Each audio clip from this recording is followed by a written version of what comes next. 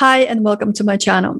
Today, I wanted to talk about the systems to help you become a real estate agent that have worked for me and are working so far, and what has not worked, and what to add and what to subtract in terms of planning to become a real estate agent. The first step to becoming a real estate agent is obviously you have to go to school, pass the test, get your license in your state.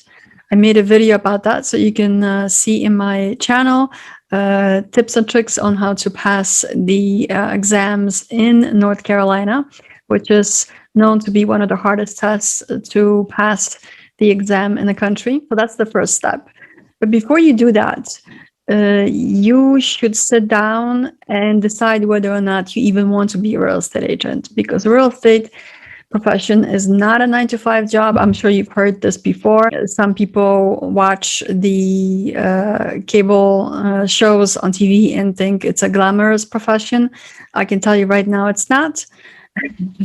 So the best thing to do is just take out a piece of paper and put a line down the middle and write down pros and cons of you getting into the profession. The fact that you're not going to have a steady paycheck, the fact that everything is commission-based, the fact that perhaps if you come from a different profession, you have to relearn certain things on how to conduct business, and pros and cons on a piece of paper, and then go to school, get your license, and get going.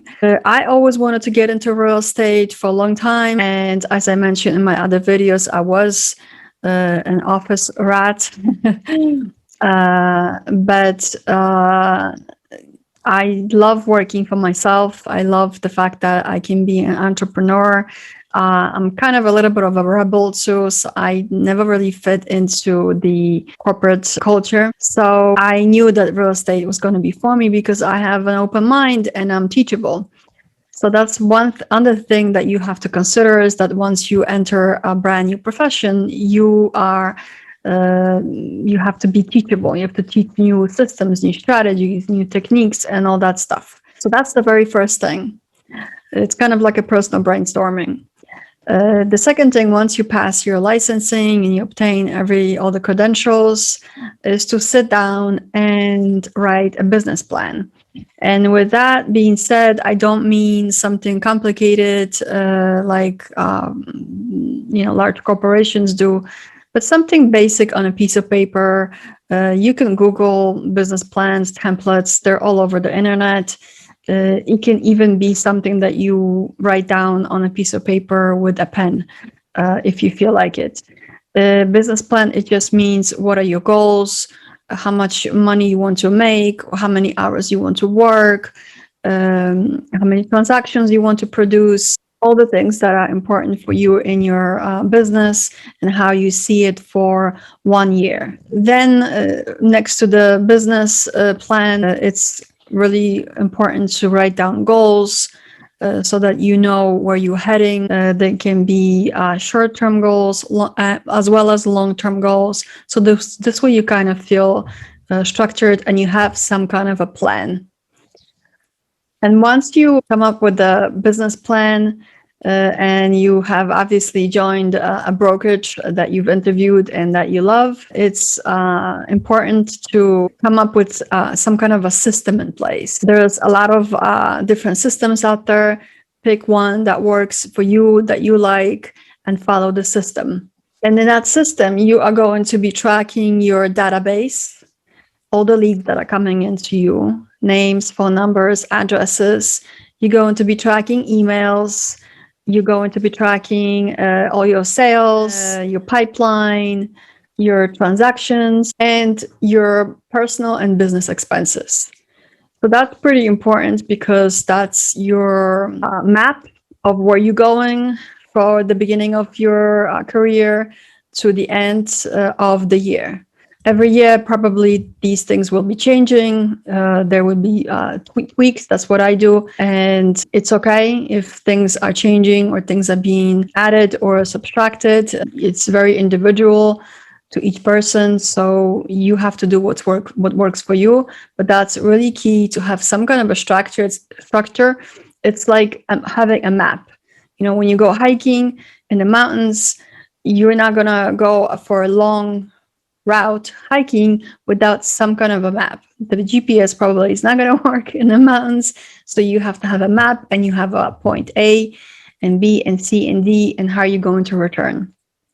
So what has worked for me really well is developing such systems, developing the business plan, putting together a schedule, finding out how my database is going to look like. I use KV Core because I'm part of EXP, and this is what the company gives us as a CRM, customer relationship management system to manage my database. And it's important in the beginning, especially for me, it was keeping everything really simple. You have to understand that real estate industry is bombarded with tons of resources, tons. There's so many things that are being sold to us, presented to us, so many different CRMs and lead generation systems, and the abundance of resources is amazing, but it can be overwhelming. So what I did is I tried to make sure that I still do that everything I do is simplified, is as simple as possible, trying to maybe look at the systems that have worked for other people. Why change something that worked already? So I try to keep it really, really simple, because if I go the complicated route, I'll just become overwhelmed. And the first year, second year of real estate is already new. So why overwhelm yourself with a bunch of new strategies and new things? Just keep it simple.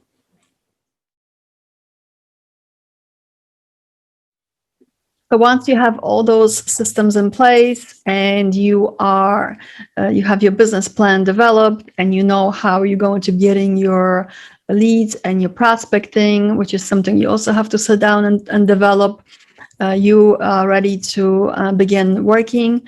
Perhaps you are inside your brokerage where you can maybe shadow somebody, one of the agents that is a high producer. I'm not sure what your route will be. I went with EXP, which is a global online brokerage. I'm very happy with it.